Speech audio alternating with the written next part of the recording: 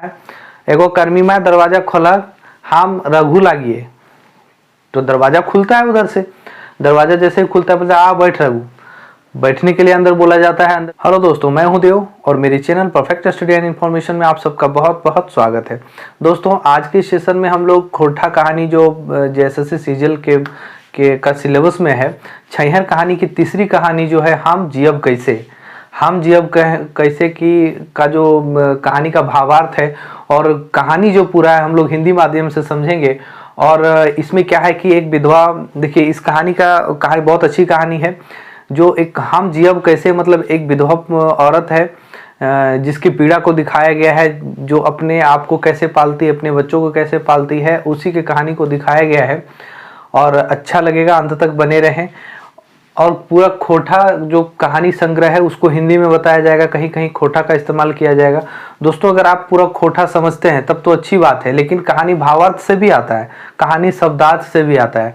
मतलब इस कहानी में अगर आपको हिंदी पूरी तरह से हिंदी आती है तो आप इस खोटा को समझ सकते हैं, लेकिन कुछ कुछ शब्द ऐसा है जो आपको खोटा में फंसा देता है और सवाल खोटा में ही आएगा। तो अगर खोटा में सवाल आ रहा है तो कुछ शब्द पर आप कमांड कर लें। जैसे इस चैप्टर से जो जो शब्द आपको लगता है कि कमांड करना चाहिए कर ले, फिर आप हिंदी भाषी हैं तो इजीली खोटा को समझ सकते हैं।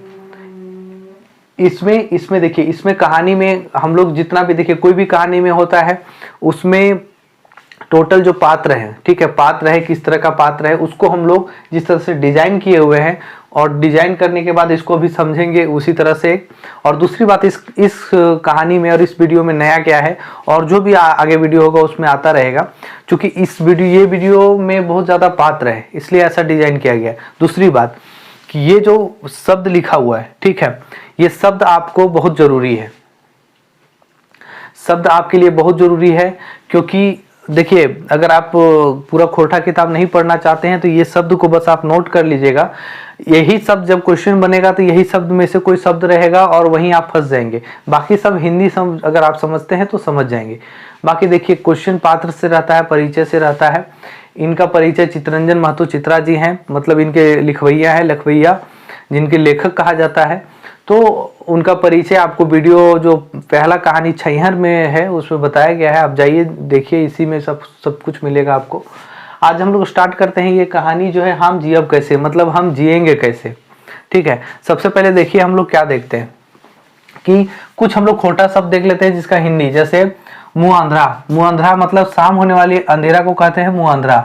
ठठुआइल मतलब रुक जाना, ठीक है। आवधा मतलब आवाज होता है। आवा भगत मतलब होता है सत्कार। सोच बारी मतलब सीधे चले जाना। कहीं खोटा भाषा में आप सुनते होंगे कि सोच बारी भैगले मतलब सीधे चला गया है, ठीक है। कॉर्निस मतलब कोशिश होता है। गते मतलब एक एक करके होता है। परदबाए मतलब देखिए, कहीं कहीं हम लोग देखिए खोटा भाषा में थोड़ा थोड़ा वेरिएशन है। जैसे कि अगर आप जिस झारखंड के 24 जिला में 16 जिला है, 16 जिला में खोटा कहीं बोला जाता है, और भी भाषा है लेकिन खोटा बोला जाता है जिसमें थोड़ा थोड़ा अंतर है। तो जैसे परदवाए बोलते हैं तो ये आपको विशेषता जो रामगढ़ से इधर चल जाएंगे बोकारो साइड और धनबाद कवर करते हुए परदवाए बोलते हैं। इसको कहीं कहीं हम लोग खोटा भाषा में फरदवाए भी बोलते हैं कि फरदवाए भेगले हमरा, मतलब बहुत मुश्किल हो गया हमको, वही बोल रहा है परदवाए मतलब मुश्किल हो गया। थिराइल मतलब स्थिर होता है। थिराई गले मतलब स्थिर हो गया। छौवाटी मतलब बेटा और छौवाटा मतलब बेटी और छौवाटा मतलब बेटा। दूरा मतलब दरवाजा। देखिए, इस शब्द में जो खोटा कहानी का आपको कुछ शब्द है इसको बस याद रख लेना है, बाकी आपको कहीं प्रॉब्लम नहीं होगा। बाकी आपको लेखक पता है कौन है, और नहीं अगर आपको पता है तो पहली कहानी में जाइए, जो छैहर की पहली कहानी है उसमें डिटेल में सब कुछ पहले बताया गया है, उसके बाद कहानी बताई गई है। दूसरी बात है, इसमें जो आपको एक कैरेक्टर है, इस कैरेक्टर के बारे में हम लोग चलिए कैरेक्टर को कनेक्ट करते हुए चलते हैं, स्टार्ट करते हैं कहानी। और इससे पहले अगर आप इस चैनल पर नए हैं तो चैनल को सब्सक्राइब करें और वीडियो को लाइक करें, अंत तक बने रहें। क्वेश्चन आपको यहाँ से बाहर नहीं आने वाला और इसी वीडियो में आपको टोटल कंप्लीट हो जाएगा। चलिए देखिए, लिखा हुआ है कि हम जियब कैसे का मतलब हम जिएंगे कैसे, ठीक है। सबसे पहले पात्र के बारे में हम लोग चर्चा करते हैं कि पात्र क्या है। महेश्वर है और उसकी पत्नी पार्वती है। देखिए, महेश्वर हम लोग जिस तरह से किताब में है उसी तरह से लिखेंगे महेश्वर, फिर इसको शुद्ध हिंदी नहीं लिखेंगे क्योंकि क्वेश्चन आपको इसी तरह से आएगा, ठीक है। महेश्वर और पार्वती, महेश्वर और पार्वती मतलब महेश्वर पति है, उसकी पत्नी पार्वती है। इस कहानी में एक रघु है, ठीक है, इसको रघुनाथ है, इसकी पत्नी है, पत्नी का नाम नहीं दिया हुआ है दोस्तों, ठीक है। उसका 2 बेटा है, जिसमें एक बेटा का नाम है लेकिन दूसरा बेटा का नाम नहीं दिया हुआ है, तो उसका हम अज्ञात नाम में करेंगे। उसकी पत्नी भी है लेकिन उसका नाम नहीं है, तो अज्ञात नाम करेंगे। पहला बेटा का नाम भद्रुआ है, भद्रू है लेकिन लोग उसको भद्रुआ कहता है। उसकी पत्नी का नाम फुलसरी है, ठीक है। और इस कैरेक्टर में देखिए वो कहाँ कहाँ घूम रहा है उसकी बात कर रहा है टेला। और इस कैरेक्टर में देखिए चुनिया एक पत्नी है जो विधवा है, जिसी पर मतलब ये विधवा औरत है, इसी पर पूरी कहानी को बनाया गया है। और उसका पति डमरू है जो एमसीसी और ये पुलिस मुठभेड़ में मारा जाता है। कहानी अच्छी है, सुनिए, क्वेश्चन वहीं से बन जाएगा आपका। इसकी 2 बेटी है और 1 बेटा है। तो हम लोग कहानी शुरू करते हैं दोस्तों। कहानी में क्या है कि हम जियब कैसे, मतलब हम जिएंगे कैसे। महेश्वर और पार्वती जो है अपने गांव से हटकर बहुत दूर कहीं रहते हैं और वो अपने गांव में घूमने के लिए जाते हैं। उनका मन बनता है कि अब हम लोग कहीं घूमने के लिए चलते हैं, अपने कुटुंब के पास, अपने रिश्तेदारों के पास, अपने गांव के पास थोड़ा 10-15 दिन के लिए घूम के आते हैं। तो वो घूमते घूमते एक अपने रिश्तेदार के यहाँ पहुँचते हैं। रिश्तेदार से वहाँ कंप्लीट करने के बाद चले जाते हैं अपना गाँव। दोस्तों अपना गांव जो चले जाते हैं, गांव का नाम याद रखिएगा। जो गांव जाते हैं वो गांव का नाम है मुरपा, ठीक है। जो गांव जाते हैं उसका नाम मुरपा है और ये इनका पैतृक गांव है, मतलब अपना पुराना गांव है। क्योंकि इनकी पत्नी कभी आई हुई नहीं रहती है पहले कभी नहीं आई हुई रहती है। महेश्वर कभी कभी आए हुए रहते हैं, कभी शादी वादी हो जाए तो कभी 1-2 बार आए हुए रहते हैं, लेकिन पार्वती नहीं आई हुई रहती है। ये लोग बाहर में कहीं रहते हैं, बाहर में ही सेटल है, बस अपने गांव घूमने के लिए आ गए कि 10-15 दिन को हम लोग घूमने चलते हैं। तो इसी तरह से अपने गांव में पहुंचते हैं। तो गांव में पहुंचने के बाद क्या होता है कि जैसे ही गांव में उनकी गाड़ी रुकती है, लोग इधर उधर भागना स्टार्ट कर देते हैं गाड़ी का लाइट देखकर, ठीक है। गाड़ी का जो लाइट देखकर इधर उधर भागना स्टार्ट कर देते हैं। तो इनको देखकर आश्चर्य होता है कि हम लोगों को लोग देखकर भाग क्यों रहा है। फिर वो नहीं जान पाते कि क्यों भागते हैं। तो फिर जाके वो क्या करते हैं, रघु के घर, रघु देखिए रघु और महेश्वर में क्या संबंध है। ये मतलब महेश्वर चाचा हैं और ये भतीजा है, लेकिन अपना नहीं है। अपना गोतिया में जो होता है चाचा भतीजा वही है, जो अपना जैसे मेरे चचेरा चाचा वगैरह के इस तरह के हैं, तो उसी तरह के चाचा के मतलब चाचा भतीजा है लेकिन अपना नहीं है, ठीक है, गोतिया में। तो वही महेश्वर जो है इनके रघुनाथ के घर का दरवाजा खटखटाते हैं और खटखटाते खटखटाते बोलते हैं कि दरवाजा खोलो रघु, दरवाजा खोलो, हम हैं तुम्हारे चाचा, हम आए हैं। लेकिन दरवाजा अंदर से नहीं खुलता है। बहुत देर बोलने के बाद दरवाजा खुलता है, लेकिन उससे पहले का एक संवाद आपको हम सुनाते हैं, अच्छा लगेगा। जो देखिए ये दरवाजा खटखटाते हैं, तो ये जो दरवाजा ये दरवाजा खटखटा रहे रघुनाथ घर का, तो उसमें से कोई रिस्पॉन्स नहीं देता है, मतलब कोई अंदर से नहीं खोलता है। तो ये बोल रहे हैं कि महेश्वर जो बोल रहे हैं, हम हैं तुम्हारे काका हैं, मतलब तुम्हारे चाचा हैं, और तुम्हारी साथ में चाची भी आई हुई है, तो दरवाजा खोलो, देखो पहली बार चाची आई है। तो उसकी चाची भी आवाज देती है। देखिए चाची जो आवाज देती है तो उनकी पत्नी को देती है। क्या बोलती है संवाद सुनिएगा, क्योंकि देखिए थोड़ा सा सुनने के बाद आपको कभी पढ़े या फिर आपको क्वेश्चन आए तो समझ में आएगा कि किस तरह से उसको डील किया जाता है। देखिए, एगो रहू बहू बड़की भद्रुआ माय, एगो पितियन सास आज तोहनी के खोजले आयल हन, और तोहनी 6 बजे सांझ भाउल बांदर सियार करे डेरे समय लुकाय गेल। मतलब रघु बहू का मतलब है रघु एहो, रघु की पत्नी। दोस्तों एगो बोला जाता है, एगो और एहो दोनों खोटा भाषा है। एगो बोला जाता है आपको विशेषतः इधर आपको जो बोकारो क्षेत्र है इधर बोला जाता है। एहो बोला जाता है आपको जैसे कोडरमा, गिरिडीह, आप चतरा, हजारीबाग इस तरह से आएंगे या फिर इधर गढ़वा तरफ आएंगे तो एहो बोला जाता है, ठीक है। तो ये दोनों खोटा है, दोनों का इस्तेमाल होता है। चूंकि किताब लिखने वाले उधर के हैं तो इसलिए वहाँ एगो लिख दिए हैं, ठीक है। तो इस तरह का इस्तेमाल होता है कि एगो रघु के पत्नी को बोल रहे हैं कि हम रघु पत्नी भद्रुआ माए, रघु की पत्नी जो है भद्रुआ की माए, मतलब इसका बेटा भद्रुआ की माए, दरवाजा खोलो, हम तुम्हारे पितियन सास है, मतलब सास लगते हैं, दरवाजा खोलो और दरवाजा खोलो, हम पहली बार आए हैं, तुम लोग 6 बजा ही है और तुम लोग बंदर, सियार और भालू के डर से दरवाजा बंद कर दिया है, ये पार्वती बोली।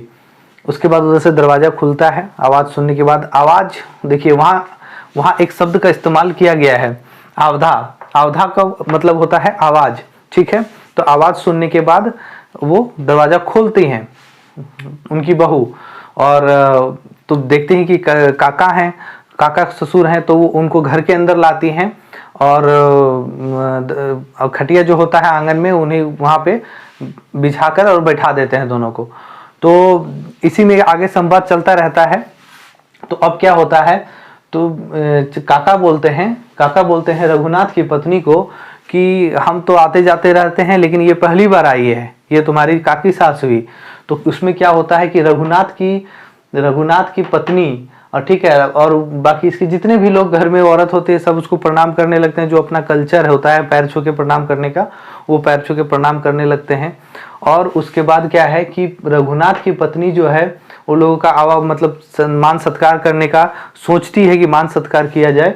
और अभी तो सब लोग जेंट्स थे यहाँ पर, तो वो अपने काका को कहती है, ससुर को, कि अभी तो सब यहीं था, लेकिन सब लोग आपके गाड़ी को देखकर भाग गया। क्योंकि इसमें क्या होता है कि उस गांव में पुलिस जाती है और पुलिस गांव वाले को उठाकर एमसीसी समझकर उठाकर ले जाती है। दोस्तों इसमें थोड़ा क्लियर करने वाली बात यह है कि इस गांव में लोग पीड़ित हैं एमसीसी और पुलिस मुठभेड़ की लड़ाई को लेकर। पुलिस समझती है कि ये गांव के लोग ही एमसीसी हैं, यहीं से मिले हुए हैं, तो कुछ लोग, पुलिस आती है, सबको उठा के ले जाती है, जो वहाँ के जेंट्स है उसको उठा के ले जाती है। और पुरुष महिलाएं जो है, महिलाएं अपने अपने घर में घुस जाती है, पुरुष जो है तो जंगल वगैरह में कहीं भाग जाते हैं। रघुनाथ की पत्नी अपने काका और काकी सास को बोलती है कि ऐसा सा बात है, सब लोग भाग गए आपकी गाड़ी को देखकर, अब हम कैसे आदर सत्कार करेंगे, आपका भाव कैसे खिलाएंगे पिलाएंगे, यहाँ तो कोई है नहीं। लेकिन ये सुनते ही उनकी काकी क्या बोलती है, पार्वती, कि कोई जरूरत नहीं है, हम लोग खाना खा के आए हैं, इससे पहले तुम्हारी ननद के यहाँ गए थे हम लोग, वहाँ अच्छे से खाना वाना खा के आए हैं, अब तो खाना नहीं खाएंगे क्योंकि शाम का टाइम काफ़ी हो गया था, तो हम लोग खाना नहीं खाएंगे, हाँ सुबह खाना खाएंगे, ठीक है, सुबह खाना खाएंगे। तो ये कह के क्या होता है कि वो इनकी पत्नी जो होती है, पार्वती जो होती है, इन घर की औरतों के साथ, चूंकि यहाँ भी रघुनाथ नहीं है, रघुनाथ बाहर है, तो इन औरतों के साथ अपना हाल चाल करते करते बैठ जाती है और अपना बात करने लगती है। तो महेश्वर अकेले पड़ जाते हैं, तो वो खटिया जो लगा होता है उससे उठकर वो दरवाजा के बाहर जाते हैं, दरवाजा को खोलते हैं। तो दरवाजा जैसे ही खुलता है वैसे ही उधर से रघुनाथ आता है। रघुनाथ आता है तो देखता है कि मेरे चाचा हैं, काका हैं, तो कि मेरे चाचा है, मेरे काका हैं। तो बोलते हैं काका इधर धार भुलाएगा लखन की, आज बड़ी दिन के बाद याद पड़ लो। तो इस तरह का बोलता है। उसके बाद क्या है कि बोलता नहीं, हम तो छुट्टी लेके आए हैं, मतलब छुट्टी 10-15 दिन सोच के आए हैं, घूमने का सोचे हैं। तो फिर बोलने लगा, हालांकि ये जो महेश्वर है इस चीज को नोटिस कर चुके थे पहले कि मेरे रुकने से सब लोग भाग काहे गए। तो वही बोले कि हाँ सब लोग हमको देखकर भागे काहे के लिए। तो बोले कि नहीं, ये लोग सोचे कि गाड़ी शाम का टाइम था, सबको दिखा नहीं, ये लोग सोचे कि कहीं पुलिस की गाड़ी तो नहीं है, और ये लोग पुलिस की गाड़ी समझकर भाग गए।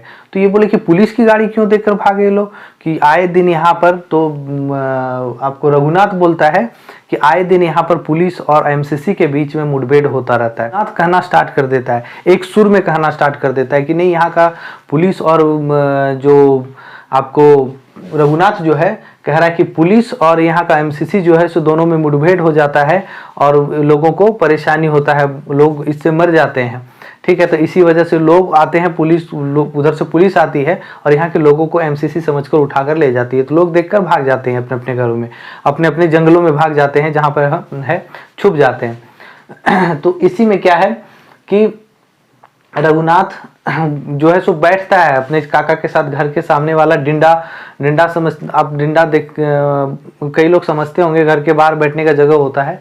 तो वहां बैठे हुए अपने बात कर रहे होते हैं, एक सुर में सब कुछ बोल जाता है कि लोग आपको नहीं समझ पाया, आपको पुलिस समझ के लोग भाग गया, गाड़ी को नहीं पहचान पाया।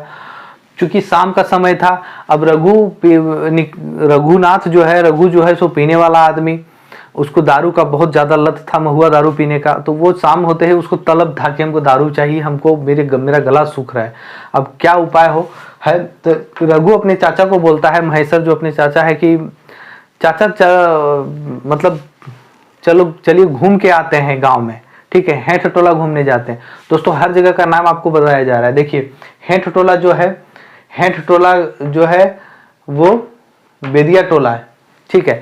हेठ टोला का नाम बेदिया टोला है, यहाँ पे याद रखिएगा।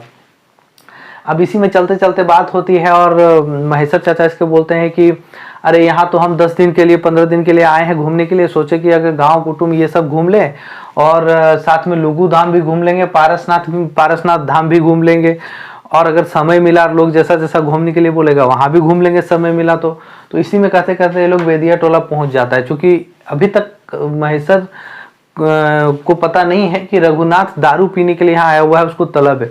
चलते चलते महेश्वर बताने लगते हैं कि इस गांव में हम 10-15 दिन के लिए आए हुए हैं और घूमने के लिए आए हुए हैं। इसमें क्या है कि महेश्वर चाचा जो इनके हैं कि हम यहाँ अपने गांव में कुटुंब में और अपने मतलब लुगु धाम में, पारसनाथ धाम में ये सब घूमेंगे, और लोग जहाँ पर भी बताए अगर समय मिला तो हम वहाँ भी घूमेंगे। कहते कहते ये लोग बेदिया टोला में पहुँच जाते हैं। दोस्तों बेदिया टोला में पहुँचने के बाद क्या है कि इसके चाचा को पता नहीं होता है कि ये दारू पीने के लिए जा रहा है, और रघुनाथ को पता है कि मेरा अड्डा कहाँ है। वो अपने अड्डे पे चल पड़ता है, उसको पता है कि मेरा दारू कहाँ मिलेगा। अपने अड्डे पे जाते जाते बेदिया टोला में नीचे, और ये बोल के ले जाता है कि चलिए गरीब गुरबा लोग को आपको दिखाएंगे, गरीब गुरबा लोग से भी भेंट कीजिएगा कि हमारे गाँव में कितने गरीब गुरबा लोग हैं। तो ये ले जाता है और यहाँ पर बोल जाता है।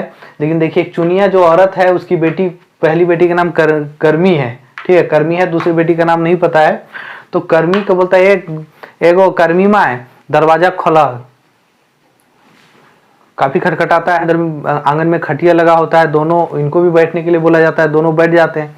तो रघु बोलता है कि 1 बोतल दारू और 2 गो गिलास लेने आन, ठीक। तो लेते आती है, चूंकि ये दारू बेचने वाली रहती है, उसमें दारू बना के बेचती है, तो लेते आती है। तो उसमें एक गिलास में निकालने के बाद दूसरा गिलास में भी बनाया जाता है, और रघु अपने चाचा की ओर कर देता है। तो उसका चाचा बोलता है कि नहीं नहीं हम नहीं पीते हैं। तो अब चूंकि ये नहीं पीते हैं तो रघु को खराब लग रहा है पीने में, तो फिर इसके चाचा इसको आश्वस्त करते कि नहीं ना रघु कोई बात नहीं, तुम पीता है पियो, हम नहीं पीते हैं, तुम पी सकता है, तुम पियो, हमको कोई दिक्कत नहीं है। फिर रघु पीना शुरू कर देता है। जब पीने लगता है, चूंकि महेश्वर चुपचाप बैठा हुआ रहते हैं तो उस औरत को देख रहे होते हैं, और देखते देखते उससे सवाल कर बैठते हैं कि तुम्हारे घर का मर्द कहाँ है, तुम्हारे घर का मर्द मतलब तुम्हारे घर का पति कहाँ है, तुम्हारा पति कहाँ चला गया। तो वो सुनती है नहीं जवाब देने पर, हम इतना पूछ रहे हैं तुम्हारे घर का पति कहाँ है, नहीं है, कहाँ है। तो वो फिर जैसे ही दोबारा पूछने के बाद वो रोने लगती है, रोते रोते बताती है कि मेरे पति नहीं है, मेरे पति मारे गए हैं। तो बोले कैसे, ये कैसे हुआ? बोले कि यहाँ एमसीसी और पुलिस मुठभेड़ में मेरे पति मारे गए हैं। तो महेश्वर इस बात को आश्चर्यचकित रहते हैं कि ये मुठभेड़ में कैसे मारे गए हैं। तो रघु जो है सो इस बात को बोलता है कि नहीं, इसका पति जो है सो बहुत मेहनत करने वाला आदमी था, एमसीसी ग्रुप वाला लोग इसको अपने लोभ लालच दे के फंसा लिया और उसको अपने ग्रुप का मेंबर बनाया। बाद में पुलिस के साथ मुठभेड़ हुआ और इसका पति मारा गया। ये बहुत ही गरीब, लाचार, असहाय औरत है, इसको बहुत तरह का दुख है। ये बोल के वो अपना पीने लगा। फिर ये बोला कि तो फिर अपने मतलब उसको उसमें जाने क्यों दिया? तो बोला कि नहीं, लोभ लालच की वजह से चला गया। रघु अपना पी रहा होता है। फिर रघु उठता है, बोलता है चलिए। तो वो बोलता है नहीं, इसका दुख दर्द हम सुनेंगे। महेश्वर बोलते हैं कि हम इसका दुख दर्द सुनेंगे, तुम बैठो अभी। फिर बैठ जाते हैं। फिर बोलने लगते हैं कि तुम्हारे कितने बाल बच्चा है? तो ये जो है चुनिया का पति, जो देखिए इसमें ध्यान देने वाली बात है दोस्तों कि चुनिया का पति का नाम जो है सो डमरू है, ठीक है, जो नहीं रहता है, मतलब मारा जाता है। चुनिया क्या कहती है कि मेरे 3 बच्चे हैं। 3 बच्चे में क्या है, 2 बेटी है और 1 बेटा है। एक बेटी का नाम कर्मी रहता है, जिस तरह से कहानी में दिया गया है। दूसरी बेटी का नाम नहीं पता और बेटा का नाम भी नहीं दिया गया। तो कर्मी की माँ जो बोला जाता है, इसलिए कर्मी उसकी बेटी है। तो चुनिया देवी जो है सो बोलती है कि मेरी 2 बेटी है और 1 बेटा है। और तो बोलते हैं कि तुम पढ़ाती क्यों नहीं है, बच्चे को पढ़ाती है कि नहीं? बोले नहीं, हम नहीं पढ़ाते। बोले क्यों नहीं पढ़ाती है? तुम अपने बच्चों को पढ़ाना चाहिए। बोले अगर हम पढ़ाएंगे तो फिर हमारा पेट कैसे चलेगा? हम ये सब दारू मौत भी इसलिए बेचते हैं ताकि हमारा पेट चल पाए, 2 वक्त की रोटी खा पाए।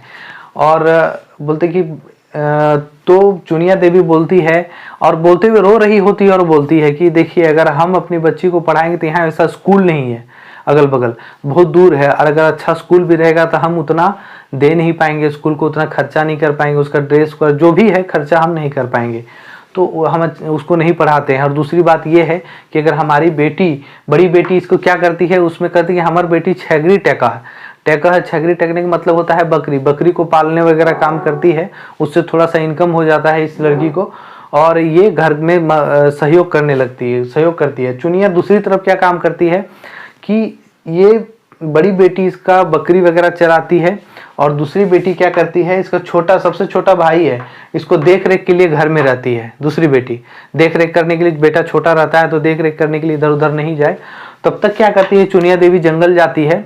ठीक है, जब देख रेख हो रहा होता है चुनिया देवी जंगल जाती है, वहाँ से लकड़ी वगैरह उठा के, दातुन वगैरह, और वो गांव में या कहीं छोटे मोटे बाजार हाट में जाकर बेचकर 2 वक्त की रोटी के लिए कमाती है। तो यही कहानी सुनते रहते हैं महेश्वर, और उनको भी आश्चर्यचकित होता है। तब तक ये रोते रोते चुप भी हो जाती है।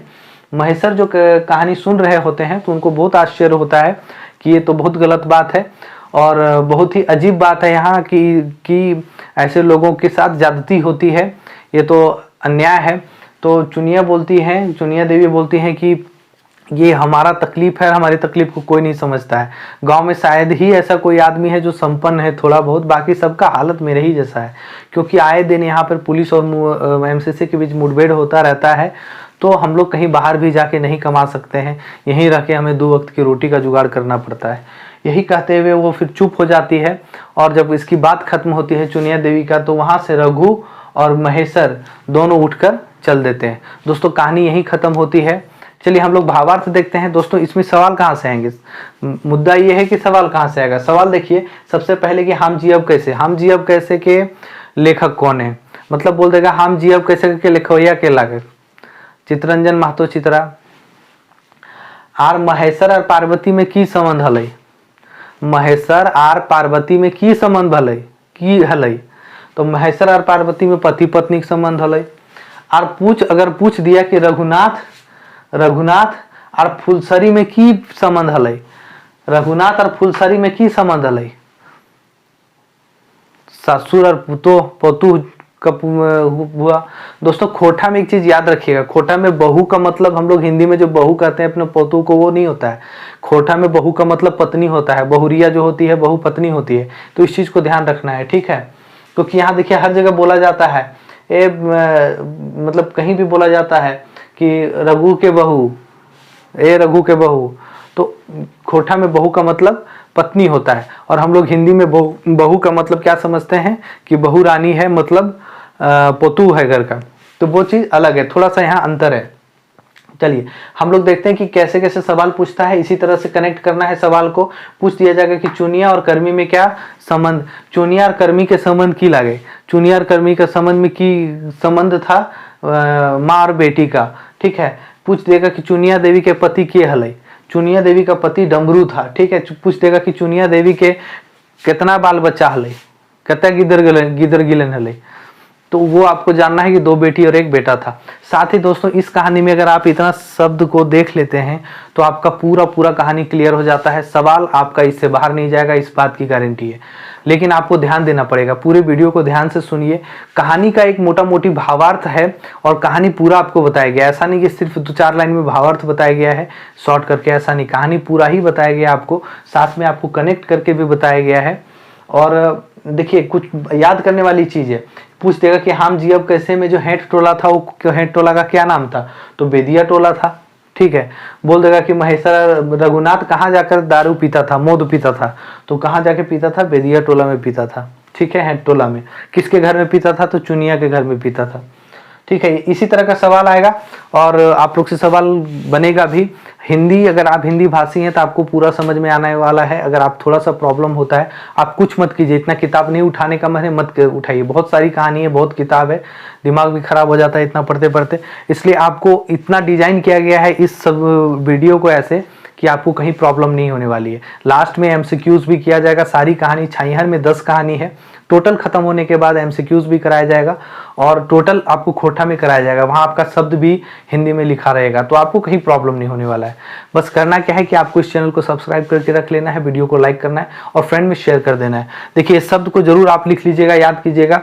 अगर ये आपको याद रह गया शब्द और इस तरह से अगर आप कनेक्ट कर लेते हैं, समझ लेते हैं, तो आपका सवाल कहीं नहीं जाएगा। ठीक है, चलिए आपको मिलते हैं नेक्स्ट वीडियो।